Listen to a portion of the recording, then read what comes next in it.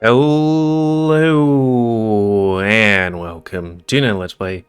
Me, GamerWolfSix of Winds of Change. Before we start, if you're interested in playing this game, you can get it on Steam. So on the last Let's Play, Hal burned down the library and killed the librarian, and then there was the battle in the square, and we went through the secret passage and battled on the bridge. Pro and Grizz got into the castle and made a distraction, and we're about to kill the, or eventually getting to kill the Triumvirate, I guess. Anyways, eventually Pro and Grizz's path lead them to a large hallway. Plenty of open space to fight and destroy the horde in pursuit of them. The distraction worked perfectly. Now they just had to deal with the company. Pro, what weapons do you have? Grizz readies his large warhammer. Daggers. My favorite. Up close and personal. He draws them and stands beside Grizz. So, you've fought these things before? Yeah, plenty of times. It'll be a piece of cake. Trust me. Right. A few moments pass and the honor guard finally catches up with them. No one seems to have tripled in size. Everything was going their way. At this rate, the monarch should have almost no opposition at all. Be mindful of where you stand, Pro. If this hammer is good at anything, it's crowd control. I don't want to hit you while I'm fighting off the enemy. Yeah, got it. I'll stay low and out of your way. Grizz nods as they stand side by side as enemies fill the room. Ready? That's a hammer. Pro gulps. Let's do this. They charge into the crowd, and the fight begins. Pro makes sure to stay low, below shoulder height as Grizz swings his hammer. He takes about 10 or more suits with every swing of that mighty weapon. Pro rolls on the floor, taking them out with precise stabs in the abdomen. Shattering like glass, the suits are falling at a rate that guarantees their victory. Both men pant in exertion as they fight was hopefully their last fight. For peace of all of Alestria, all they had to do was prevail. As the crowd thins out, they press their backs up against one another. The enemies may be swinging their swords, but they land no hits. So, this is what I was meant to do. Huh? Grizz swings his hammer, taking out 10 more.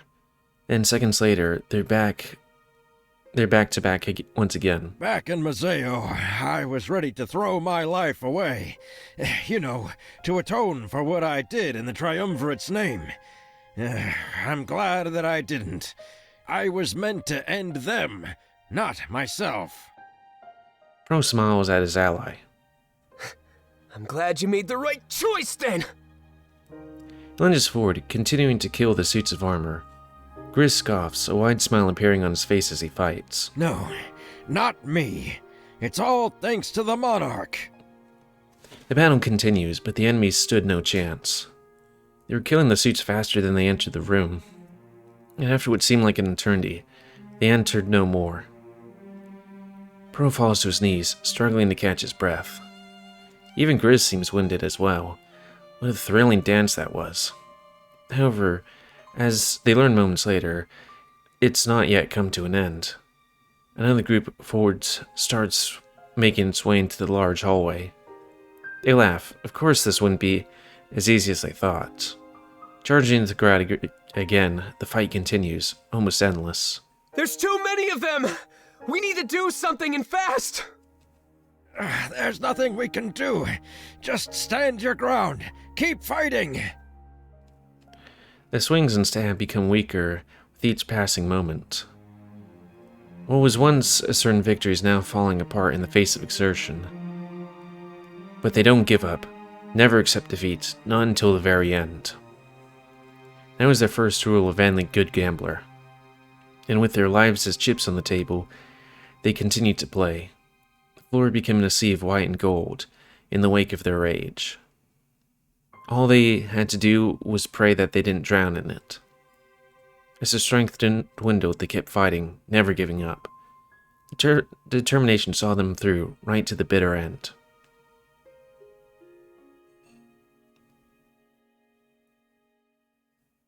Did they die? Hal was completely surrounded, fighting to the best of his efforts. A one-on-one fight would be no problem, but this was too much. In total, there must have been tens of thousands of honor guard here. Fighting with his fist, he punches the suits of armor into pieces. He preferred to use his own body as a weapon rather than anything else. Other people fought with extensions of their body, but he needed none of that. In this moment, Hal was thankful that all of his power remained intact. Had the monarch heeded his request, he would surely be close to death. Well, it's a good thing he picked the right decision, and wow, my face is tilted way too high.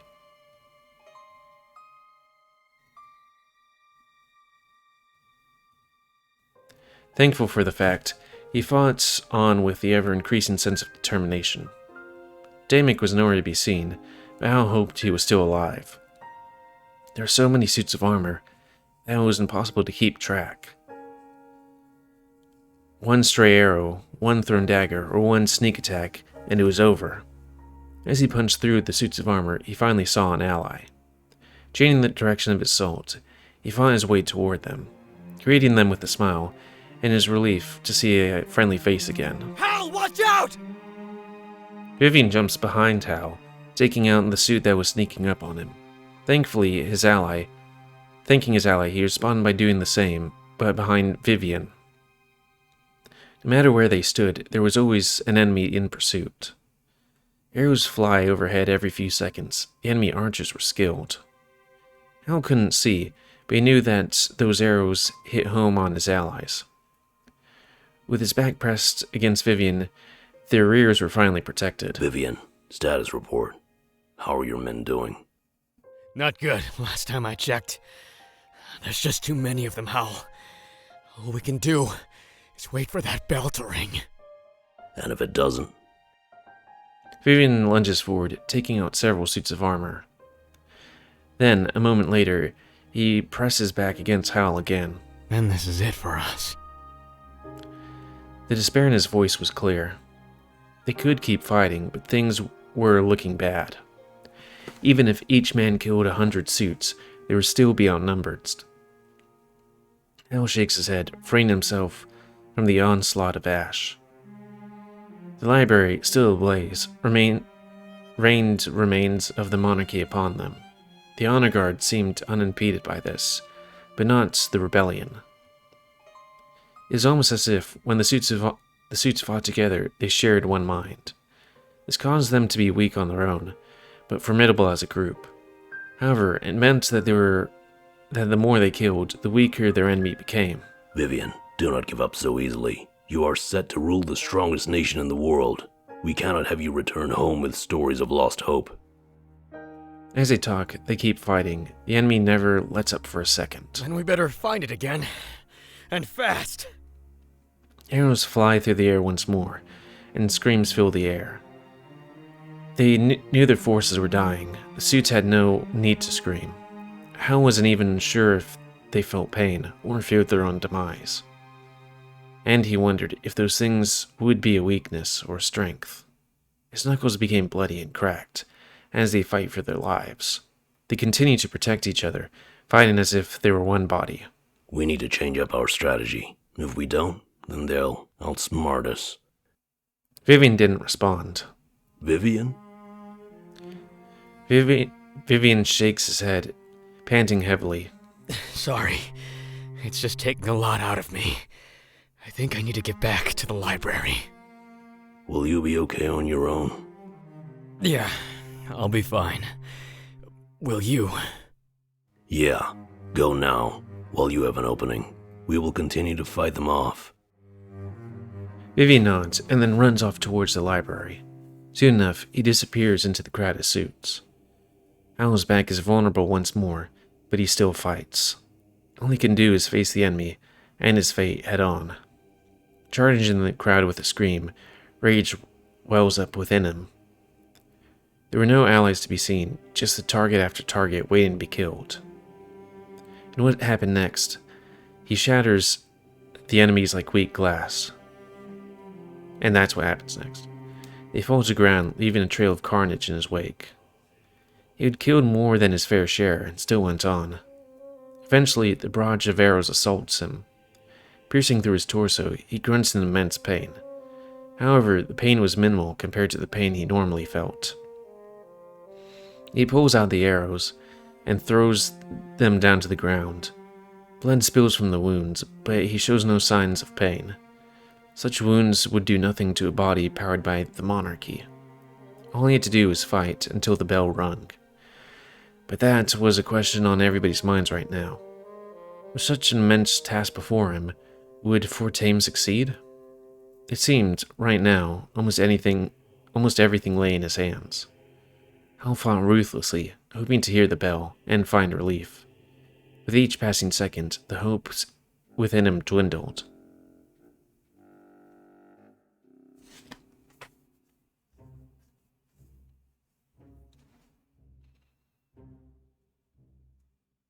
Fontaine pants heavily, panicking with an arrow in his side. He knew that if he pulled it out, things would only get worse. It would be best to keep inside until he could find some help. It wouldn't be fatal, so that gave him great relief on its own. Hiding in a spare room he found, he needed to take a breather. It was perfect timing as the suit started to scurry around outside. It can't be too far away. How high up does this castle even go? He shakes his head, realizing there's only one way to find out. As he goes to sneak out of the room, he bumps into a table. The bottle of wine falls on its side and shatters with an echo. His entire body tenses up as he hears the honor guard stop moving. He runs to the other side of the room and hides behind the curtain. It would have been easy to sneak around them, if not for the wine. Now every suit of armor in that hallway would know he's here. He remains as still as possible, as one of them enters the room to scout. The suit kneels down to inspect the broken glass, then looks over at the curtain. His cover was blown. He made a small trail of wine with his footsteps. He holds his breath as the suit of armor makes its way to his location. Then, a few moments later, he plunges its sword right in the curtain. Fontaine dodges to the left, then rips the curtain down from the wall. Wrapping it around the suit of armor, he has it in a strong chokehold. He hesitates for a few moments and then snaps his enemy's neck. The suit crumbles, but has nowhere to fall, being held together by a curtain. He slowly rested on the ground. This was the first real fight, his first kill. If he survived to ring that bell, he knew it would never be the same. He slowly unravels the curtain and grabs the sword belonging to the suit. As soon as he does, more of them enter the room to check on their ally. Fontaine wondered if they felt emotion, if they'd mourned the suits he'd killed. Oof. Had an herp. They drew their swords, but Fontaine wasn't sure what prompted it. Anger at their dead ally, or perhaps blind loyalty to the triumvirate. He'd never know, and in that moment he realized it was for the best. Sword clashed against sword as he fought for his life. But not just his, almost everybody else's lives were at stake too. They relied on him to ring the bell, and he couldn't let them down. All he had to do was survive.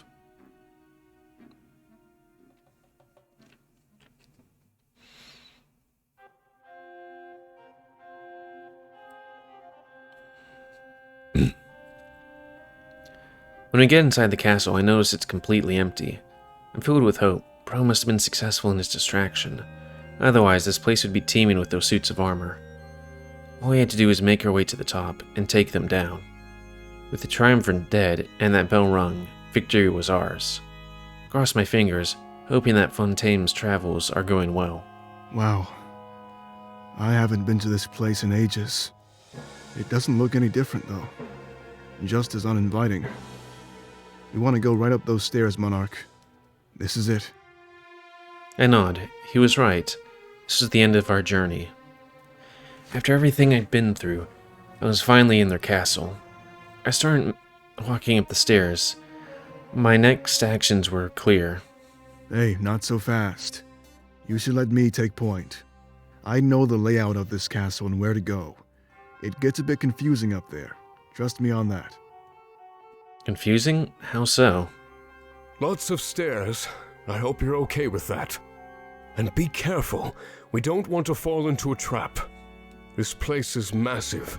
It would be easy to ambush us. A second later, someone enters the room on the opposite side. It's that man from our HQ, the one with Sovi clad in white and gold. He descends the stairs, laughing at us. A horde of suits follows. Ambush? No, I don't play cheap, not like Sovi. I'd merely like to call this a welcoming party of sorts. An ambush is unexpected. Surely you knew I'd be here.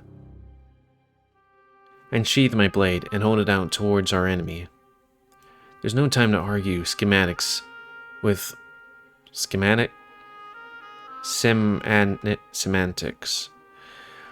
likes of him. But as if to guard me, Ulrich and Sovi step forward, getting in the way. Halin, don't you think it's time you gave up? You've been bound to their will, following orders for so long. Let us remove that curse. We can give you your freedom back. Clearly an act. Sovi wanted Halin dead. That, and he could never agree. He was under their thrall. A moment later, Halin disappears in the crowd of suits. Freedom? I don't need freedom. I exist to serve the Triumvirate, and that is final. You did too, but you threw it away in your folly. Suits of armor reach the bottom of the stairs. Halin is nowhere to be seen. We just hear his voice. He must have used the confusion of the crowd to escape. You stand in the realm of gods now. It is time you spoke with your resolve. If it is strong enough, then you will find me. The honor guard draws their swords as Halin's laughter fills the room. And if it is not, then you will perish. So do it. Show me the determination of your rebellion. Speak against your gods and see how they answer. At Halin's command, the honor guard charges in our direction.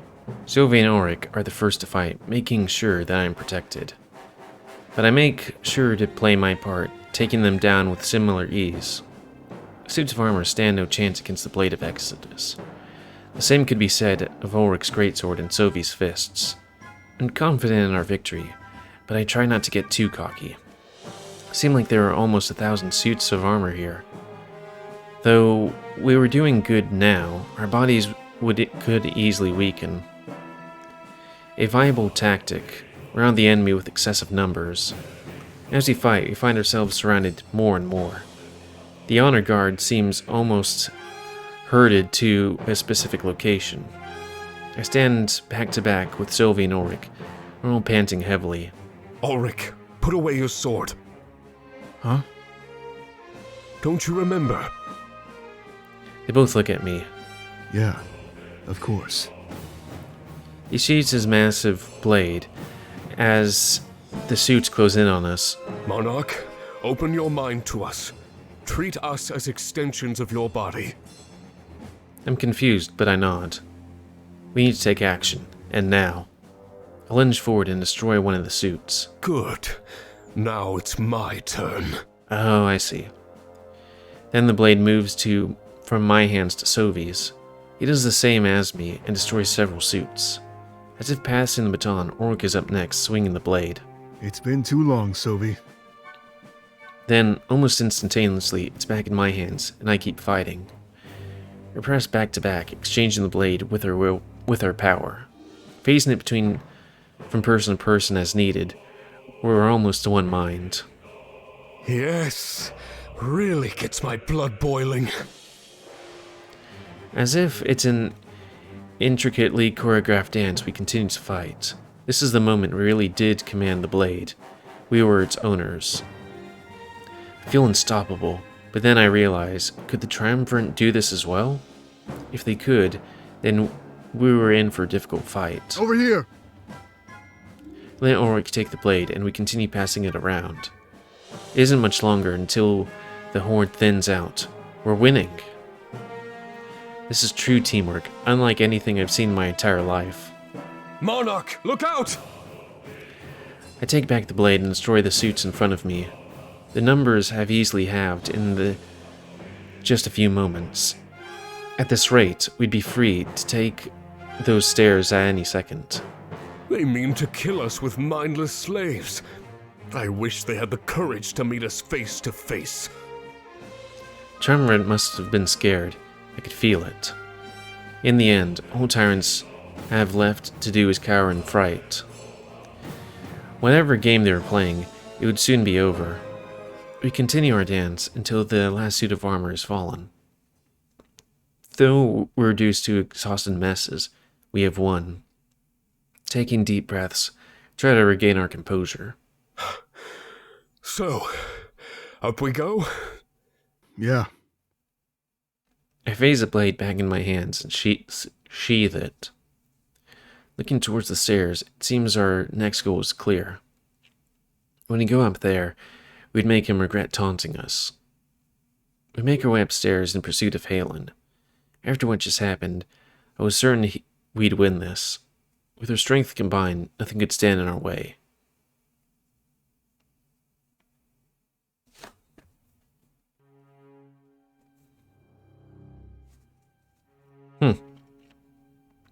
First thing I see is stairs.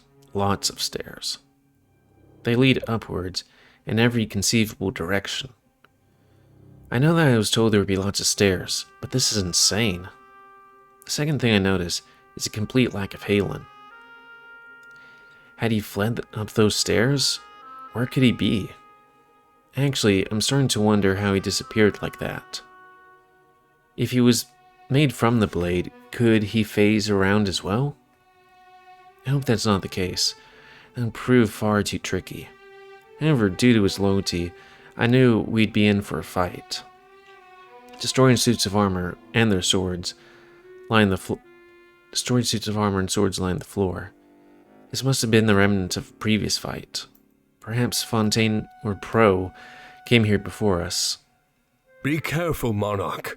Try not to let Halin steal the blade from you. Remember, we all possess the same ability. Yeah, make sure to be on your guard. We killed his suit, so he's probably scared. I wouldn't be surprised if he resorts to trickery. I nod. That was good advice. I take it to heart as we walk toward the stairs. We hear Halin's voice, but can't see him at all. Well then, perhaps you're stronger than I thought. No matter though. I've been waiting for a worthy opponent. I'll savor killing you, Monarch.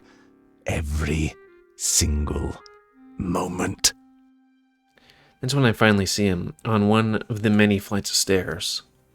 He's slowly making his way down, almost as if he'd been buying some time. I move to meet him halfway, but suddenly there's no need to move at all. Monarch, look out! Almost instinctively, I lower myself as close to the ground as possible. From behind, a massive sword is swung, came close to removing my head. I turn around, greeted to the side of Halin, so he can move around like that. Saved by your friends, as always. I wonder how you'd handle things on your own. What do you say? Want to put that to the test? Ulrich steps forward, interrupting before I can respond. We don't have time for your games, Halin. We will give you one chance. Surrender or die. And who says you get to call the shots? Remember, I exist to manifest the Triumvirate's will, and right now, what they want is to see you all dead. Halin draws another sword, holding out two large blades. I've never let them down, and I don't plan on starting. You think you're special? That you're here to seize your destiny? No. You're nothing more than another insect for me to crush. You may have made it farther than most, but it doesn't matter. Even atop the highest mountain, an insect is still an insect, a being that exists for one purpose: to be exterminated! He charges towards me, and I do the same. Pulling out the blade of Exodus, our swords clash as we meet. They meet again and again, the echo filling the room as we fight. His strength is astounding, as well as his speed. I've never seen a man fight with two swords quite so gracefully. He tries to trick me with fake swings and sudden movements. But I'll have to try harder than that. I counter him with ease. The stance continues, and we've shown no signs of tiring out. At this rate, death would come to whoever slipped up first. But I can't slip up. I have to win and take down the triumvirate. His words belong to me. This world belonged to me.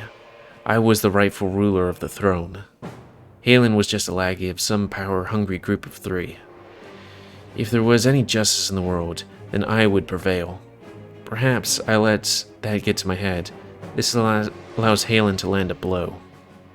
Thrusting his blade into my shoulder, he twists it and pulls it out. It was just a wound that would prove to be harmless in the long run. But the pain was so intense, all I could do was stand there, stiff and motionless. Blood drips to the floor, and I take a few steps back, losing balance. Monarch! Sophie lunges forward, pushing me to the ground. Phasing the blade into his hands, he blocks Halin's next attack. I bleed on the floor and watch Sophie fight his former apprentice. There's something different about you, Sophie. Where was this passion when we worked together? Swords continue to clash, as Halin is right. I'd never seen Sophie quite so determined. The triumvirate doesn't allow passion, Halin. They take everything away. They bleed you dry and offer nothing in return, nothing but empty words. The rebellion gave me a place in this world. I belong to them now. You mean they seduced you with flights of fancy? You honestly believe that she is our rightful ruler? Sophie nods. Without a doubt, I'd give my life for the monarch. I know the truth of the spirit realm. The triumvirate told me. This isn't some dream or fantasy. They told me themselves. Halin seems surprised, as if he still trusts Sophie. You mean? Yes, that's what they told me before we left from Azeo. It's why I didn't kill the monarch when I had the chance. I told myself I'd never harm those in charge of this world. That's what separates the both of us, Halin. My loyalty is to Alestia. Yours is to the triumvirate. They made you a slave, with no choice but to obey.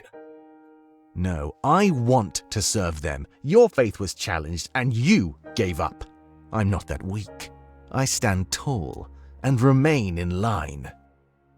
Sophie lowers the blade, signaling his intent to stop fighting. Then let the monarch remove the curse they've put on you. If you still want to serve them, then we can continue to fight. And if not, then you'll realize that you were wrong all along. Halin reacts with anger at that last part, and charges towards Sophie. They're fighting again, just when things started to turn around. No, I'm not wrong. I'll never give up, Sophie. Never. If you want to pay with your life, then I'll accept that toll. But know this. It brings me no pleasure to... And a moment later, Sophie thrusts the blade through Halin's gut. Sophie looks horrified, as he harms his former apprentice and friend. No turning back. This is the exact moment his defection was complete. Sophie. Halin grunts in pain as Sophie removes the blade. A horrific wound, but I don't think it would be enough.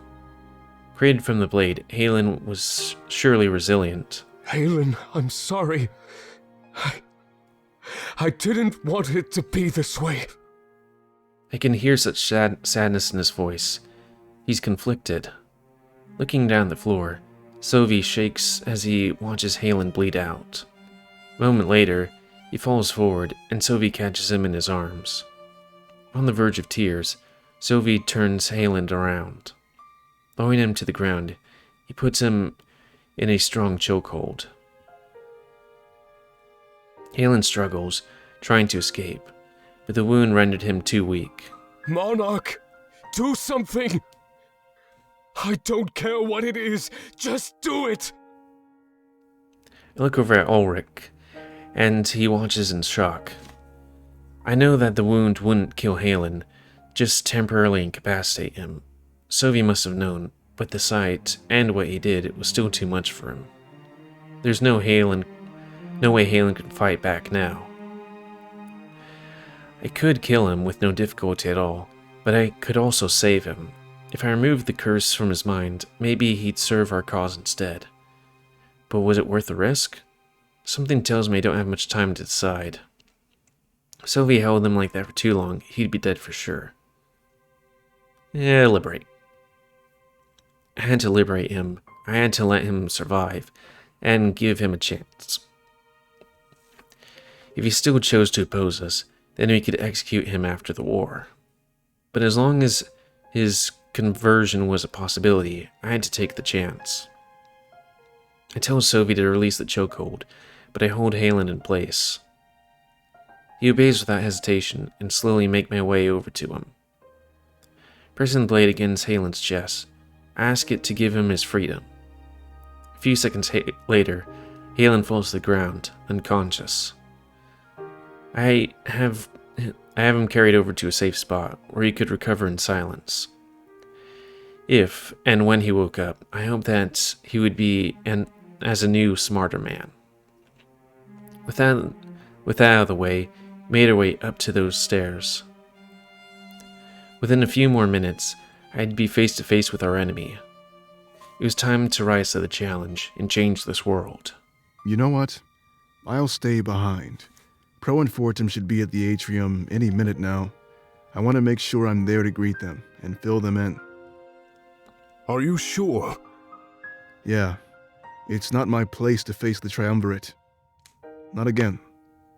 This fight belongs to the both of you. So go and see it through. Both nod at him, and he makes his way back to the atrium. On his way out, he picks up the sword from the ground. Sophie scoffs, and does the same thing soon after. A good idea, actually. Something tells me we'll be fighting even more. Say, can you do me one favor before we head up? I nod. Here. Just trust me. He reaches behind me and adjusts my scabbard. I'm not sure why, but he switches it to the other side. I'm not left-handed, so that only made things awkward. I choose to trust him. Thank you. And a second later, we're making our way up the stairs. All we had to do was dethrone the triumvirate. Simple enough. After that, I'd meet my friends in the atrium, at least the ones that survived. And with that, I think we're going to call it. So anyways, please comment, cause I like comments, tell me what you like, dislike, tips, tricks, otherwise. If you like my YouTube and like to see it grow, then please like, subscribe, and check out the videos to help it grow, and please remember to spay and neuter your animals to help control the pit population. And until next time, let's play me, GamerWolfSix of Winter Change. See ya.